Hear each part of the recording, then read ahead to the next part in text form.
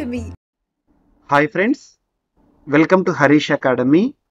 ఈరోజు 22 నవంబర్ 2024కి సంబంధించి వార్తలు నిలిచిన జాతీయ, అంతర్జాతీయ, రాష్ట్రీయ అంశాల గురించి, వార్తలు నిలిచిన వ్యక్తులు, అవార్డులు, పుస్తకాలు, మరి క్రీడా సంబంధిత సమాచారం, ఒక్కొక్క అంశాన్ని వివరంగా తెలుసుకుందాం. సో ఫ్రెండ్స్, ఇప్పుడు మనం డిస్కస్ చేయబోయే టాపిక్ సంబంధించి అభ్యర్థులకు ఎలాంటి సందేహాలు, ఏ డౌట్స్ ఉన్నా కూడా ఈ వీడియో కింద కామెంట్ బాక్స్లో కామెంట్ రూపంలో మీ యొక్క డౌట్ని పోస్ట్ చేయండి. ఖచ్చితంగా మీ యొక్క కామెంట్కి రిప్లై ఇచ్చే ప్రయత్నం చేస్తాను. యాక్చువల్లీ బోర్డు అందుబాటులో లేని కారణంగా ఈరోజు కూడా మన కరెంట్ అఫైర్స్ సెషన్ని ఈ విధంగానే మీ ముందుకు తీసుకురావడం జరిగింది. విదిన్ 2-3 డేస్లో మళ్ళీ బోర్డు పైన క్లాసెస్ చెప్పడం అనేది ఉంటుంది. అప్పటి వరకు please support and cooperate. So ఇప్పుడు అబ్జర్వ్ చేస్తే మనము 22 నవంబర్ 2024కి సంబంధించి ఫస్ట్ టాపిక్. సో మనం నిన్నటి రోజు చూడడం జరిగింది. ఈరోజు అన్ని వార్తాపత్రికలు కూడా అబ్జర్వ్ చేస్తున్నాం. భారత ప్రధాని నరేంద్ర మోదీ గారికి గయానా దేశం అత్యున్నత పురస్కారాన్ని అందజేయడం జరిగింది. సో ఇక్కడ మనం రానున్న పోటీ పరీక్షల్లో ఒక టాపిక్గా నరేంద్ర మోదీ గారికి ఇటీవల వరించిన పురస్కారాలు ఏవైతే ఉంటాయో వాటి గురించి డిస్కస్ చేయాల్సి ఉంటుంది. ఎందుకంటే దాదాపు ఎక్కడికి వెళ్ళినా కూడా అత్యున్నత పురస్కారం అనేది దక్కడం జరుగుతుంది. మనం ఇక్కడ గయానా చూసాము, లాస్ట్ 2 డేస్ బ్యాక్ నైజీరియాకి సంబంధించి కానీ, గతంలో రష్యా కానివ్వండి, అలా ఇప్పటి వరకు ప్రపంచ దేశాలు వారి దేశాలకు సంబంధించిన పురస్కారాలను మన భారత ప్రధానికి ఇచ్చి సత్కరిస్తున్నాయి. వాటన్నిటి యొక్క లిస్టు కూడా మనం CA 360లో చెప్పడం జరిగింది. సో ఇక్కడ అబ్జర్వ్ చేస్తే మోదీ గారికి గయానా అత్యున్నత పురస్కారం అదేంటో చూడండి, ది ఆర్డర్ ఆఫ్ ఎక్సలెన్స్. మరి గయానా దేశ అధ్యక్షుడు ప్రస్తుతం ఎవరు? మహమ్మద్ ఇర్ఫాన్ గారు ఇటీవల మోదీ గారికి అందజేయడం జరిగింది. గుర్తుంచుకోండి, ప్రపంచ దేశాలకు ఆయన అందిస్తున్న సహాయ సహకారాలకు గాను ఈ గుర్తింపు లభించింది. ప్రస్తుతం గయానాలో పర్యటిస్తున్న మోదీ గారు ఆ దేశంతో 10 ఒప్పందాలు కుదుర్చుకున్నారు. ఆ 10 ఒప్పందాలు ఏంటో తెలుసుకునే ముందు కూడా ఇక్కడ నరేంద్ర మోదీ గారిని వరించిన ఆ పురస్కారాలు, ఇటీవల కాలంలో వరించిన పురస్కారాలు ఏవైతే ఉంటాయో జస్ట్ ఒకసారి చూడండి. సో ఇక్కడ లిస్ట్ అవుట్ చేశాను. డొమినికా రిపబ్లిక్కి సంబంధించి ఆర్డర్ ఆఫ్ హానర్, రష్యాకి సంబంధించి order of saint Andrew apostle, Greece దేశానికి సంబంధించి grand cross of the order of honour, France దేశానికి సంబంధించిన పురస్కారము grand cross of the legion, Egypt దేశానికి సంబంధించిన పురస్కారము order of the Nile, republic of Palau Ebakl పురస్కారము, పప్వా న్యూగినియా దేశానికి సంబంధించి ఆర్డర్ ఆఫ్ లోగోహో, ఫిజీ దేశానికి సంబంధించి ఆర్డర్ ఆఫ్ ఫిజీ, భూటాన్ దేశానికి సంబంధించి order of Druk Gyalpo, US government ఇచ్చిన లీజియన్ ఆఫ్ మెరిట్, బహ్రెయిన్ దేశానికి సంబంధించి king Hamad order of renaissance, Maldives దేశానికి సంబంధించి ఆర్డర్ ఆఫ్ నిషాన్ ఇజుద్దీన్, యుఏకి సంబంధించి order of Zayed award, Afghanistan దేశానికి సంబంధించి state order of Ghazi Amir Amanullah Khan, Saudi అరేబియాకి సంబంధించి order of king Abdul Aziz, పాలస్తీనా దేశానికి సంబంధించి grand cross of the state of Palestine. So ఇవన్నీ కూడా గుర్తుపెట్టుకునే ప్రయత్నం చేయండి. గుర్తుండవు, బట్ ఇక్కడ 2-3 సార్లు చూస్తే ఎగ్జామినేషన్లో మల్టిపుల్ చాయిస్ క్వశ్చన్స్ ఇస్తారు కాబట్టి గుర్తించే పరిజ్ఞానం ఉంటే చాలు. సో ఇక్కడ అబ్జర్వ్ చేస్తే మరి గయానా దేశానికి సంబంధించి అత్యున్నత పురస్కారాన్ని డిస్కస్ చేసినప్పుడు ఇక్కడ మనం ఇవన్నీ డిస్కస్ చేసాం కదా. మరి గయానా దేశంతో 10 ఒప్పందాలు, ఆ ఒప్పందాలు కూడా గుర్తుంచుకోండి, ఎన్ని ఒప్పందాలను అడుగుతారు ఎగ్జామినేషన్లో. సో గయానా దేశ అధ్యక్షుడితో ఎవరు? మహమ్మద్ ఇర్ఫాన్ గారితో మోదీ గారు భేటీ అయ్యారు. అందులో భాగంగా 10 ఒప్పందాలు. సో గయానాతో గట్టి సంబంధానికి పునాదులు వేశామని భారత ప్రధాని గారు వెల్లడించారు. భారత్ ఇంధన భద్రతకు సంబంధించి భవిష్యత్తులో ఆ దేశం కీలక పాత్ర పోషించనుందని, దీర్ఘకాల ప్రయోజనాలను దృష్టిలో ఉంచుకొని కార్యాచరణను రూపొందించనున్నామని తెలిపారు. ఇటీవల బ్రెజిల్ నుంచి గయానాలోని జార్జ్ టౌన్కు చేరుకున్న ప్రధాని మోదీ గారు ఆ దేశ అధ్యక్షుడితో భేటీ అయ్యారు. ఈ సందర్భంగా 10 ఒప్పందాలు అవేంటంటే హైడ్రోకార్బన్స్, డిజిటల్ పేమెంట్ సిస్టమ్స్, రక్షణ, వాణిజ్యం, ఇంధనం, ఫార్మా, వ్యవసాయం వంటి రంగాల్లో సహకరించుకోవాలని చేయడం జరిగింది.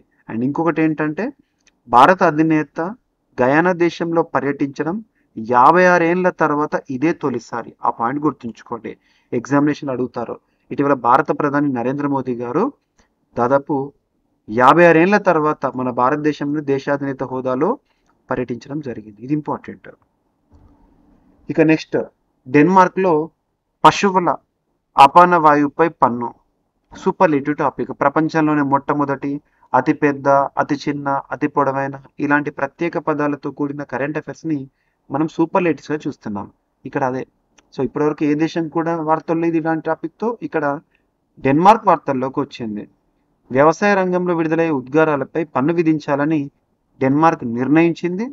పశువులు విడుదల చేసే అపాన వాయువు మీథేన్ను కూడా పన్ను పరిధిలోకి తీసుకొచ్చింది. వాతావరణ మార్పుతో పోరాడడం కోసం కొన్ని నెలల పాటు చర్చలు జరిపింది. రైతులు, పరిశ్రమల ప్రతినిధులు, ట్రేడ్ యూనియన్లు, పర్యావరణ పరిరక్షణ సంఘాలు ఈ చర్చల్లో పాల్గొన్నాయి. పర్యావరణ కాలుష్యాన్ని తగ్గించడమే లక్ష్యంగా జూన్లో త్రైపాక్షిక ఒప్పందాన్ని ప్రకటించారు. 1 టన్ను మీథేన్ విడుదలైతే రైతులు $43 చెల్లించవలసి ఉంటుందంట. గుర్తుపెట్టుకోండి. సో తొలి దేశం డెన్మార్క్. డైరెక్ట్గా సూపర్లేటివ్ టాపిక్ కాబట్టి హెడ్డింగ్ పైన క్వశ్చన్ అడుగుతారు ఎగ్జామినేషన్లో. ఇక 2050 నాటికి దేశంలో, మన భారతదేశంలో 35 కోట్ల చిన్నారులు ఉంటారంట. UNICEF, United Nations International Children's Emergency Fund, ఐక్యరాజ్య సమితికి అనుబంధంగా పనిచేసిన సంస్థ అంచనా వేసింది. భారతదేశంలో 2050 నాటికి 35 కోట్ల మంది చిన్నారులు ఉంటారని, వారు తీవ్ర వాతావరణ, పర్యావరణ ప్రమాదాలు ఎదుర్కోవాల్సి వస్తుందని యూనిసెఫ్ నివేదిక పేర్కొంది. వారి హక్కులు, భవితను రక్షించడానికి ఈ సవాళ్లను సమర్థంగా ఎదుర్కొనే విధానాలను ప్రభుత్వాలు రూపొందించాలని సూచించారు. 2050 నాటికి ప్రపంచ పిల్లల జనాభాలో 15% భారత్, చైనా, నైజీరియా, పాకిస్తాన్ లాంటి దేశాల్లో ఉంటారని చెప్పడం జరిగింది యూనిసెఫ్. ఇక భూగర్భ జలాల అనుమతుల కోసం భూనీర్ అనే ఒక పోర్టల్ని ప్రారంభించారు కేంద్ర జలశక్తి మంత్రిత్వ శాఖకు సంబంధించి కేంద్ర మంత్రిగా విధులు నిర్వర్తిస్తున్న సిఆర్ పాటిల్ గారు. ఒక పోర్టల్. సో ఇటీవల వార్తల్లోకి వచ్చిన భూనీర్ పోర్టల్ దేనికి సంబంధించి అంటే భూగర్భ జలాల అనుమతుల కోసం. దేశంలో భూగర్భ జల నిర్వహణను మెరుగుపరచడానికి ఒక పోర్టల్ని ప్రారంభించడం జరిగింది. ఇందులో భాగంగా దాని పేరు ఏంటంటే భూనీర్ పోర్టల్ను. సో ఇక్కడ అబ్జర్వ్ చేస్తే దేశవ్యాప్తంగా భూగర్భ జలాల వినియోగంలో ట్రాన్స్పరెన్సీ, పారదర్శకత, సామర్థ్యము, స్థిరత్వాన్ని పెంచడం ఈ పోర్టల్ యొక్క ఉద్దేశమని కేంద్రం తెలిపింది. గుర్తుంచుకోండి.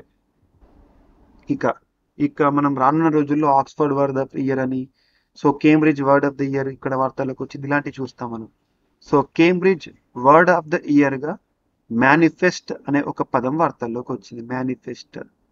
సో ఇక్కడ అబ్జర్వ్ చేస్తే ఈ ఏడాది కేంబ్రిడ్జ్ నిఘంటువు డిక్షనరీ వర్డ్ ఆఫ్ ద ఇయర్గా ఎన్నికైంది. ఏంటంటే మేనిఫెస్ట్. ఏడాది 1,33,000 లేదా 1,30,000 సార్లు ఈ పదం కోసం కేంబ్రిడ్జ్ డిక్షనరీ వెబ్సైట్లో వెతుకులాట జరిగిందంట. గుర్తుంచుకోండి.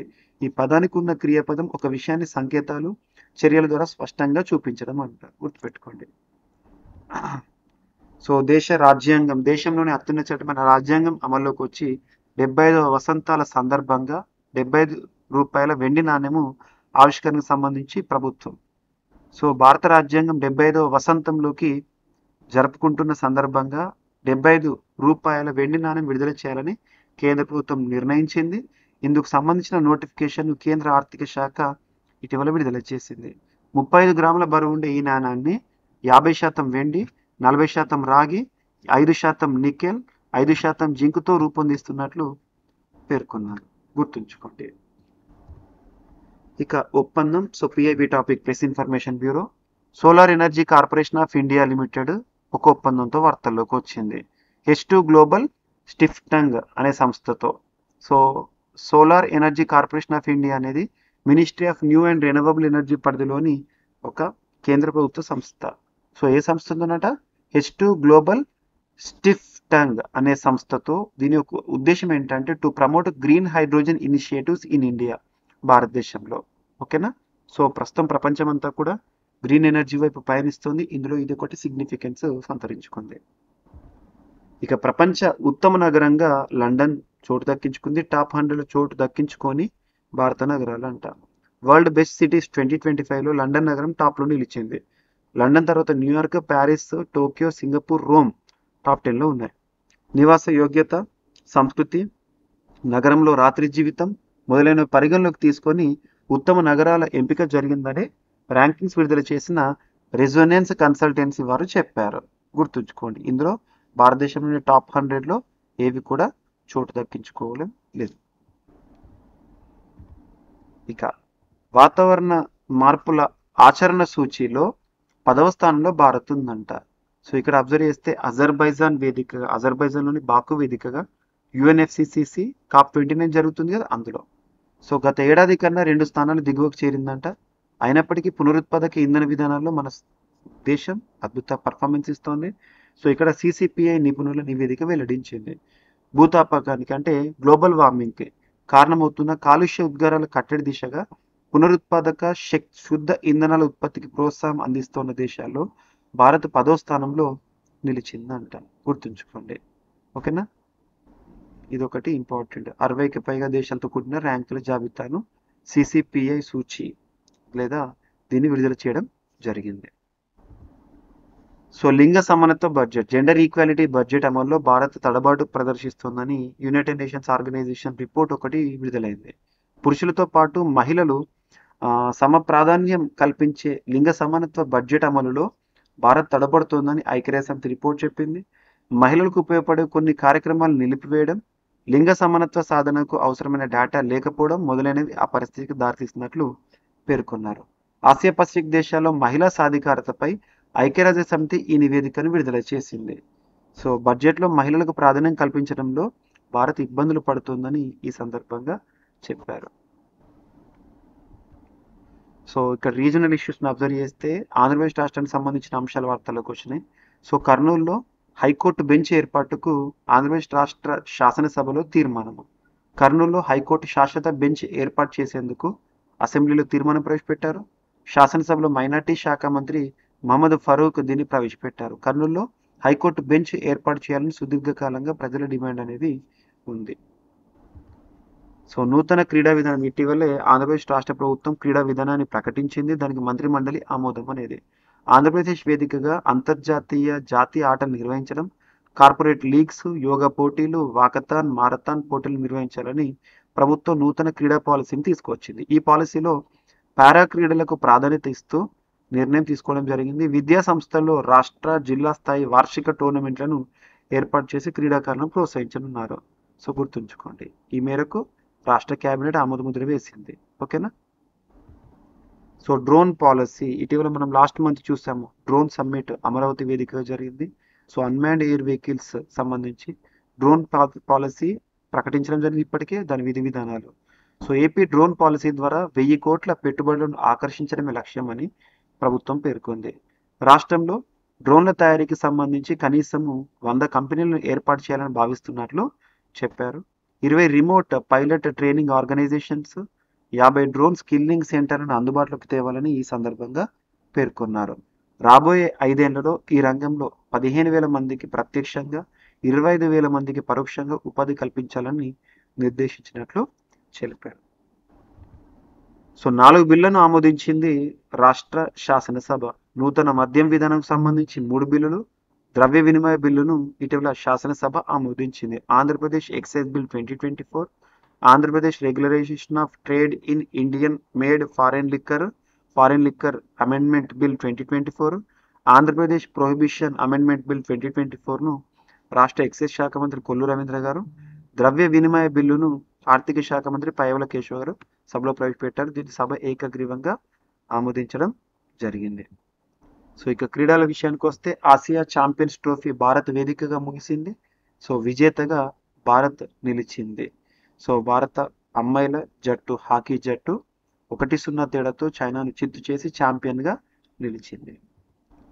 So Rafael Nadal, so tennis ప్రపంచంలో తనంటే తెలియని వారు లేరు, టెన్నిస్ క్రీడను చూసేవారు. సో స్పెయిన్ స్టార్, టెన్నిస్లో ఒక శకం ముగిసింది. మట్టి కోర్ట్ రారాజు, క్లే కోర్ట్ కింగ్ అంటాము. సో తను ఇటీవల క్రీడకు వీడ్కోలు పలికాడు. సో రిటైర్మెంట్ ప్రకటించారు ఇప్పటికే. సో ఇటీవల తను డేవిస్ కప్లో భాగంగా నెదర్లాండ్స్లో జరిగిన పోరులో ఓడిపోవడం జరిగింది. ఇక ఓటమి తర్వాత తను ఇదే ఫైనల్ మ్యాచ్ అని అఫీషియల్గా కూడా చెప్పడం జరిగింది. సో ఈరోజు టాపిక్స్ని ఒకసారి ర్యాపిడ్గా మనం అబ్జర్వ్ చేస్తే, సో భారత ప్రధాని నరేంద్ర మోదీ గారికి గయానా అత్యున్నత పురస్కారం ది ఆర్డర్ ఆఫ్ ఎక్సలెన్స్. గయానాతో 10 ఒప్పందాలు కుదుర్చుకుంది భారతదేశము. డెన్మార్క్లో పశువుల అపాన వాయువుపై పన్ను, ఇలాంటి పన్ను విధిస్తున్న తొలి దేశం ప్రపంచంలో. 2050 నాటికి దేశంలో 35 కోట్ల చిన్నారులు ఉంటారని యూనిసెఫ్ అంచనా. భూగర్భ జలాల అనుమతుల కోసం Bhuneer portal, Cambridge word of the ఇయర్గా మేనిఫెస్ట్, రాజ్యాంగ 75వ వసంతం సందర్భంగా 75 రూపాయల వెండి నాణెం విడుదల. So Solar Energy Corporation of India Limited మరియు హెచ్2 గ్లోబల్ స్టిఫ్టంగ్ మధ్య కుదిరిన ఒప్పందము. ప్రపంచ ఉత్తమ నగరంగా లండన్ నిలిచింది. వాతావరణ మార్పుల సూచీలో భారత్ 10వ స్థానంలో. లింగ సమానత్వ బడ్జెట్ అమలులో భారత్ తడబడుతోందని ఐక్యరాజ్య సమితి నివేదిక. కర్నూలులో హైకోర్టు బెంచ్ ఏర్పాటుకు శాసనసభ తీర్మానం ఆంధ్రప్రదేశ్. నూతన క్రీడా విధానానికి రాష్ట్ర కేబినెట్ ఆమోదము. డ్రోన్ పాలసీ విధి విధానాలు ఖరారు చేశారు. సో ఏపీ అసెంబ్లీ ఆమోదించిన 4 బిల్లులు. ఆసియా ఛాంపియన్స్ ట్రోఫీ విజేతగా భారత్ చైనాపై. సో ఓటమితో వీడ్కోలు పలికిన టెన్నిస్ దిగ్గజం మట్టికోట్ రారాజు, క్లేకోట్ కింగ్ రఫెల్ నాదల్. సో ఇవి ఫ్రెండ్స్ ఈరోజు వార్తలు నిలిచిన అంశాలు. మిస్లేనియస్ అంశాలను మిగిలిపోతే రేపటి క్లాస్లో జోడించి మరొకసారి నేర్చుకుందాం. రేపు కలుద్దాం. Thank you.